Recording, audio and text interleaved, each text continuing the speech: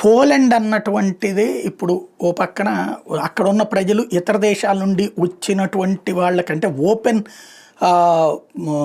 Highway ఏది దాన్ని ఏమంటారు ఓపెన్గా వాళ్ళకి సంబంధించి ఎవరినైనా రానిచ్చేటటువంటి అంశం కుదరదంటూ ఉద్యమాలు చేస్తున్నటువంటి చూస్తున్నాం.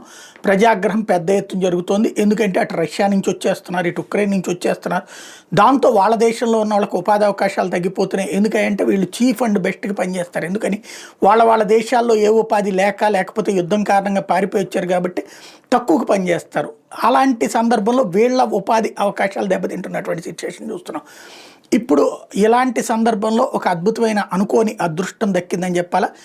ఆయిల్ అండ్ గ్యాస్ ఇప్పుడు భారీ ఎత్తున దొరికిందట. 33 మిలియన్ టన్నుల ఆయిల్, 27 బిలియన్ క్యూబిక్ మీటర్లకు సంబంధించినటువంటి గ్యాస్ రిజర్వ్స్ బయటపడటంతో ఇప్పుడు చాలామంది అక్కడ పనిచేయించుకునే అవకాశం వచ్చినాయి.